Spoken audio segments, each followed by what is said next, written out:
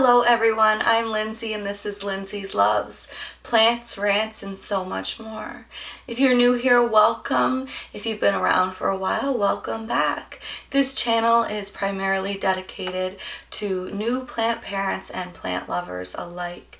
I consider myself part of both categories, as while I'm pretty new to being a plant parent, I have jumped right in and I think I'm up to almost 100 plants at this point, despite having only really started my collection in September 2020. So today I wanted to talk to you about plants that I consider to be very, very easy to care for. I wanted to talk to you about the type of plants that can be perfect for new plant parents.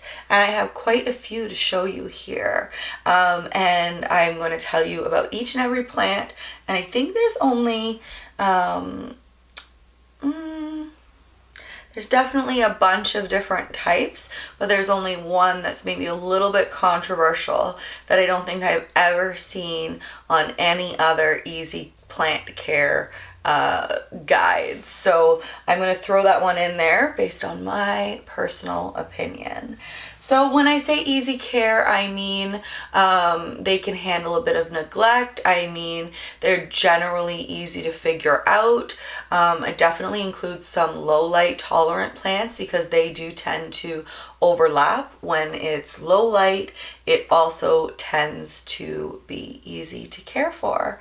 And I guess what I should say is that when I'm talking about low light and easy to care for, plants are going to thrive the more light you give them, and in theory, the more appropriate care that you give them. So when you neglect a plant, it's going to grow much slower.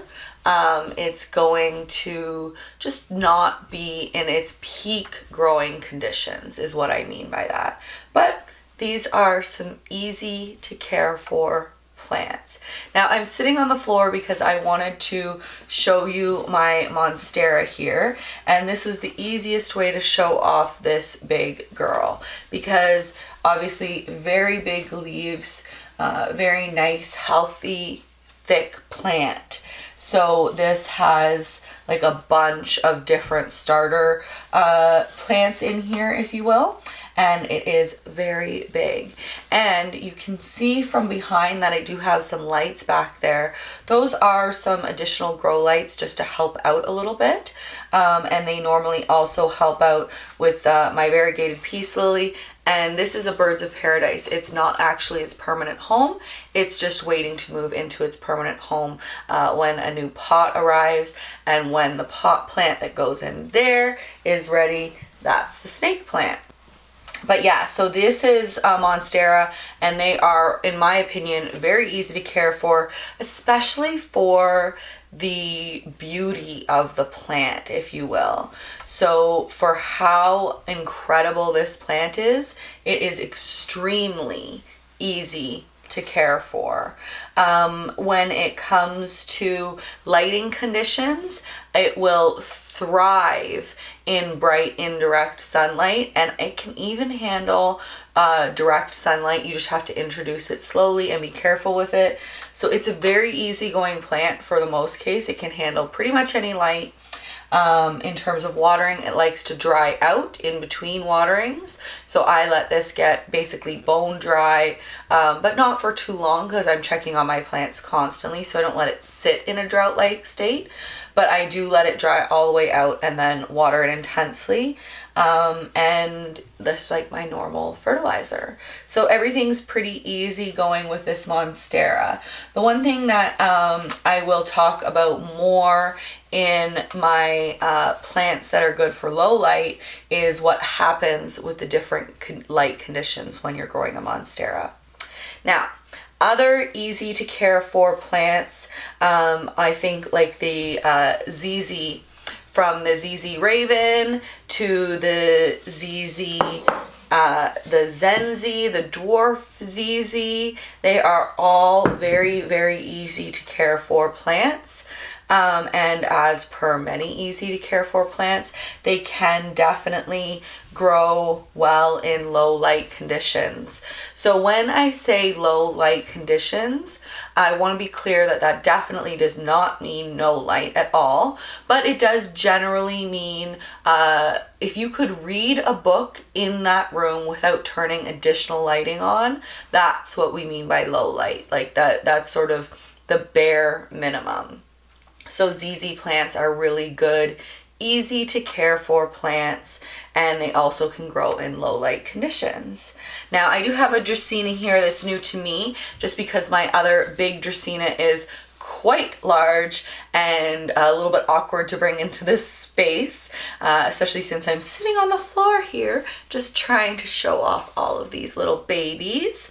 But this is a Dracaena, and recently actually snake plants, which we used to know as Sansevieria, are technically being called a Dracaena now, and they are both relatively easy to care for plants.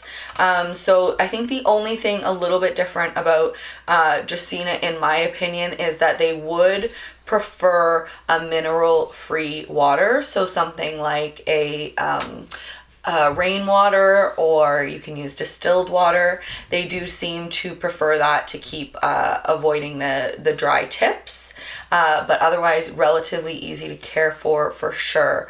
Dracaena, you'll see a bunch of different varieties of Dracaena plants, from the kind that are sort of like 3 cane stalks and tall, which is the one that I have myself, and then some like this, a whole bunch of different types of Dracaena. So very easy to care for, in my opinion, the Dracaena. And since I mentioned the snake plant, let's bring this snake plant in here.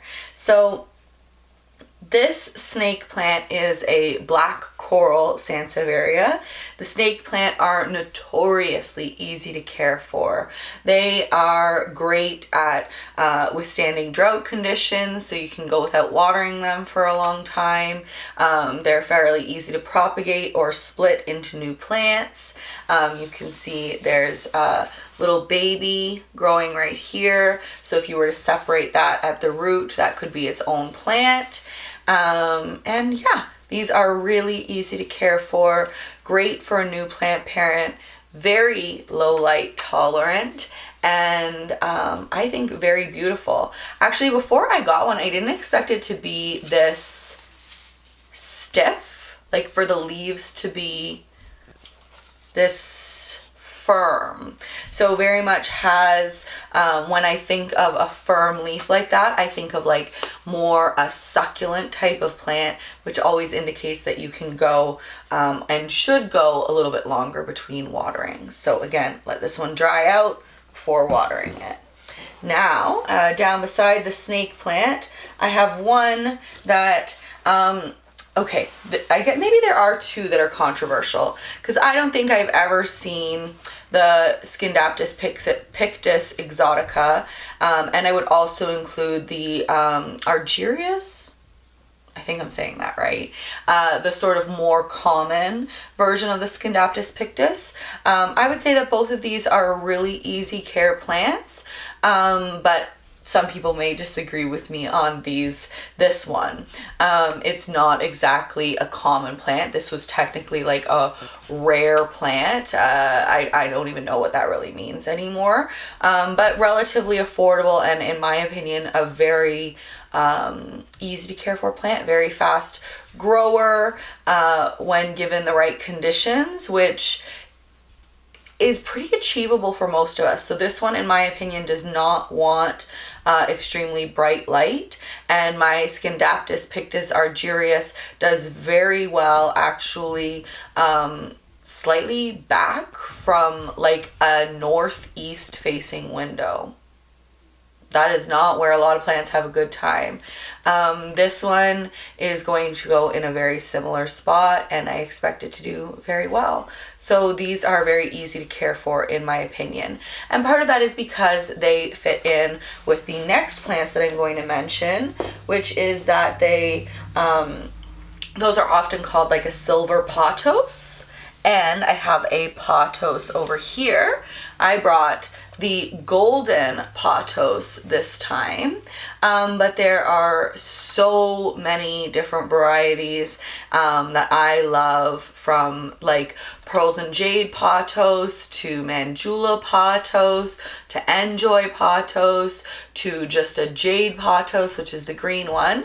This is the golden pothos, so it often has a little bit of variegation on it, and very easy to care for plants. The main thing to keep in mind again is that they do not want to be overwatered, and that is the one struggle for some new plant parents. So just try and learn that very quickly, that most plants do not want to be overwatered at all. So do your best to let them dry out in between. And this one I find is very helpful because the leaves will get very sort of droopy, and you know that that's when it needs a little drink. So then I soak it down and wait a little bit longer. Also pretty low light tolerant, although I do have this one sort of in relatively good bright indirect light conditions, just off of a south facing window, but in a tiny little, like it's a little bit in from the window, so it's getting bright indirect light, like exactly what I would say that means. And then I also have this Brazil philodendron, which I think is just stunning and beautiful, and I love the way the leaves come in with their patterns. This sort of variegated pattern is beautiful. And as with the pothos, there are many different varieties. Philodendron, Silver Splash, Rio, the regular just heartleaf philodendron is one of my favorite plants of all time. It's sort of the plant that started this whole plant journey. I got it, I saw it take off in a spot where I didn't think that plants would necessarily do as well as this plant does. So this philodendron is right beside the golden pothos, but I have other philodendron like the heartleaf that again are back from a north facing window in a bookshelf, and they are still thriving. So they are very easy to care for, very low light tolerant. All you have to do is make sure to let the plants dry out in between, and I think you'll be good to go. So philodendrons, especially the more basic ones, although I'll tell you, I love me a rare philodendron. Now here's the plant that might be a little bit controversial, but Hoya. And obviously not every Hoya. Some are much more complicated and hard to grow, but I have had great success with these variegated philodendron is not what I'm looking at all. This is a like sometimes called the tricolor, the Crimson Princess Hoya, and I also have the Crimson Queen Hoya, and I find them very easy to grow, very easy to care for. I've been propagating them, making new plants already, and I have never really seen this plant talked about as easy to care for, and in my experience it very much is. Now the one difference is that this one is not a low light tolerant plant. It will revert and lose its variegation, which you can maybe see one leaf there that is a little bit gone all full green. So you do want to make sure that these ones get enough bright light. So right now in the winter in Canada, this one is sitting full bright south facing window because it really just isn't getting that long of an amount of full sunlight. And it's sort of like, it's just hard to explain. It really doesn't get that much full sunlight. I'd say total time in full sun at this time of year is like 3 to 4 hours max. So it's there for now, but I think it'll probably move into like the east facing window when it is summertime, so that it's sort of in that bright indirect light for a longer part of the day. Yeah. So those are, in my opinion, some very easy to care for plants, perfect for all plant parents, but especially new plant parents like me. So thank you very much for watching. Please like, subscribe, comment, and I'd love to hear which of these easy to care for plants you prefer, which ones you love the best. Maybe you could tell me which ones you have in your home, and definitely add to the list. If you think there's a plant that's very easy to care for that should have been on this list, please let me know in the comments. I would love to hear from you. Otherwise, thank you very much for watching. I hope you found this helpful, and I will see you again next time. Bye, everybody.